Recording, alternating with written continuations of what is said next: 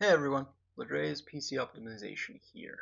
So, before we get into some of the latest tech news that's been going around, I would just like to say that I do feel that there are certain pieces of software that goes very much under the radar or quite underrated.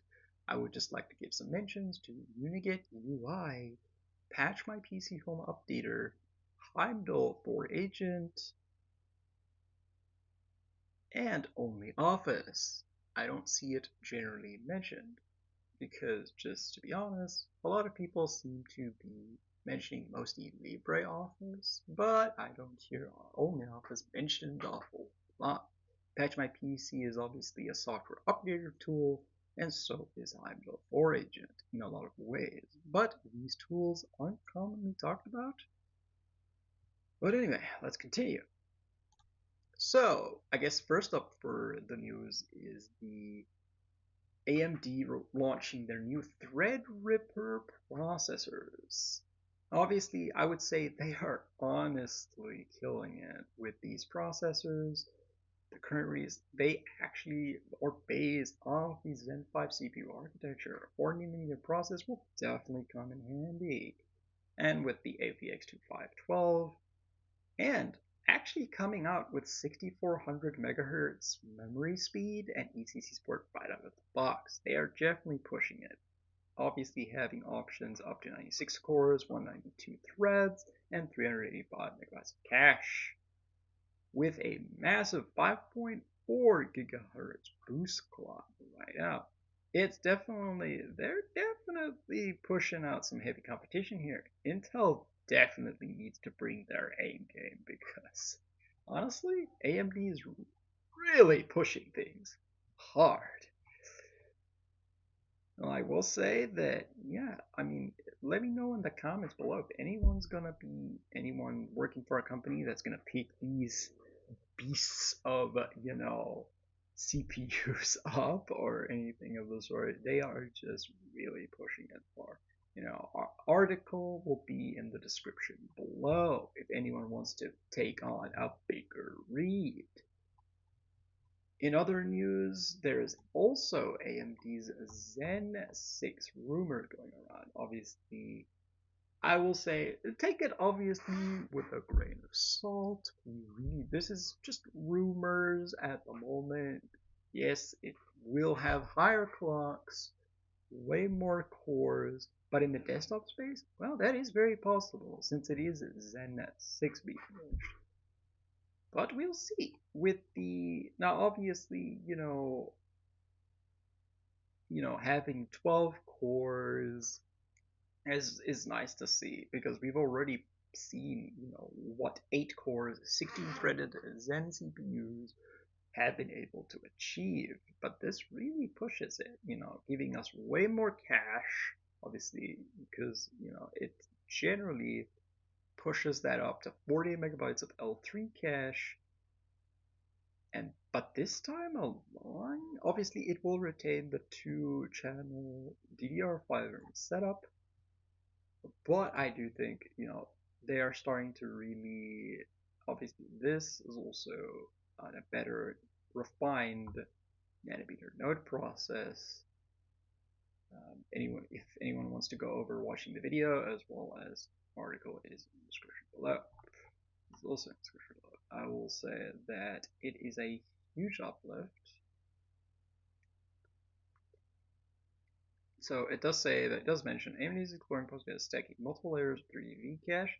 So I do see this being a very strong possibility considering how small the cache started off as, because you'll remember the previous 3D cache. As you go down the stack, it can be challenging to have lots of cache. So, like the L3 cache highest 24 for certain gaming focused SKUs. This is nice to see that, but then again, this is all rumor mill. It remains to be seen what AMD starts cooking up. But that remains to be seen. And in other news, we're going to be changing the news focus to the Samsung Galaxy Z Flip 7. Now, obviously, I will say that with this being quite a bit thinner, with them going, I really hope that the Corning Glass Victus 2 really holds up, honestly. This really does have to hold up. They do mention like armor, flex hinge, improving the hinge capabilities as well as the aluminum frame. But it remains to be seen whether this truly improves on the previous models. Because that is one thing that you definitely need to overcome. It's that crease that plagues foldable phones. I hope they have improved it to some degree. Yeah, durability is definitely going to be an issue on these. I will say that the 4,300 milliamp hour battery is kind of underwhelming because like you would expect at the very least 5,000. I mean, at the very minimum, 5,000 milliamp hour battery. So I do think while it's potentially a bit better, I feel that they really can't. Now, granted, it is on Samsung's um, latest 3 nanometer process, so they are going at it with a much more refined nanometer process, but I feel that it is at the end of the day still Samsung's in-house Exynos chip. The Qualcomm models, I'm not sure. Samsung doesn't really mention a whole lot on their pages about whether or not it will. Obviously, there will be Gemini, classic. Gemini will be available. In this case, Gemini Live. But I mean, for those of you going to use it, well, it needs to be seen. There are some newer features, or updates to existing features. Now bar, now brief, flex window. Uh, there's also Selfie Studio.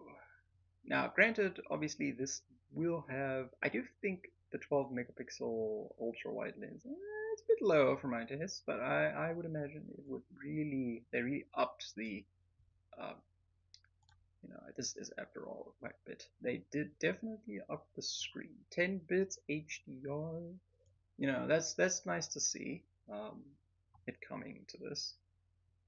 They also have the Samsung Galaxy Flip FE.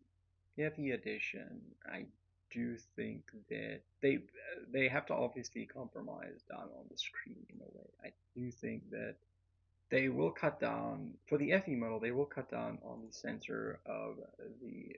It still remains a 50 megapixel, but I'm pretty sure it will be a bit of a downgrade versus the normal Z Flip 7. I do think because typically the FE models are a little bit more cut down. Obviously, it is available in June. Obviously, the general availability July 25th, so you'll be picking it up pretty soon. And of course, we will have, they will obviously tout cloud storage as being a good point, but I mean, 256 gigs on these models. Obviously, it's nice to see 120 hertz refresh rate at the very least. But I do think that the smaller screen is a little underwhelming. 1048 by 948 is a bit. Oh, obviously you can switch between the 60 and 120 hertz, but honestly, you should make the 120 hertz default. But honestly, with a bigger battery, it would be way better idea. Coming in at 188 grams might be a little bit on the heavy side, I would say. A little bit. Might be a little bit on it. It comes only with the Exynos chip, Exynos 200. I do think they should have upped the Exynos chip a little bit though. There is no mention of obviously, but regardless. And obviously they're sticking with their 25 watt adapter. Uh, yeah. Charging speeds. Come on, Samsung. Like seriously. 25-watt adapter. They really need to improve that, honestly. Comes with the USB-C cable and all that. Nice to see. You love to see it. USB-C. It does have IP40. I feel that the IP rating is quite low. They should have upped it. I do think they should have upped the IP rating quite a bit. It's nice to see the Gorilla Glass Victus 2. I'll definitely getting that Android, starting off with Android 16. That's nice. And obviously they upgraded to Wi-Fi 7. It's nice to see the inclusion of the latest Wi-Fi standard. Bluetooth 5.4, also nice to see. Although it would have been nicer to have the latest Bluetooth version 6. It would have been good to see it. eSIM, of course, that is multi-eSIM. It's nice to see. Yeah, it's support for an NanoSIM still. That is good, the inclusion of an NanoSIM. Although, with the asterisk makes me wonder. It depends on the market release, I suppose, in your country, in the country in question. Now, there is a little bit, obviously, yeah, you get 6.7-inch Full HD Plus display, AMOLED, of course. But 264 by 1080, 2640 by 1080. But I mean, honestly, yeah, it remains to be seen how this will be. They obviously the models will start off with there are 12 gig variants, but in some markets, we might see only 8 gigs of memory, which I feel is a bit undercutting it, honestly. And with the overall capacities, I mean, I know it's the FE model, but I think I'm hoping for at least a 12 gig option, like on the base 7 flip. So yeah, but it remains to be seen. Let me know in the comments if any one of you are going to be picking it up. There are a little bit of news for my South African audiences, of course. There's a bit of bad news. Prices are going to climb. They are going up, of course. Um, that is a bit of unfortunate news. Prices going up. You don't love to see it, unfortunately. But it remains to be seen what the actual is. Depending on the store you purchase it from, we might see some stores give us better deals overall. But of course, let me know, anyone in South Africa, let me know if you are, going to pick up the Z Fold 7 or, the Flip 7 or heck, even the FE model. Let me know if you're going to pick it up. Obviously, the FE model will be more cost effective generally. But yeah, that is all news for now. That is the latest news for now. I'll see you in the next one. Cheers, everybody.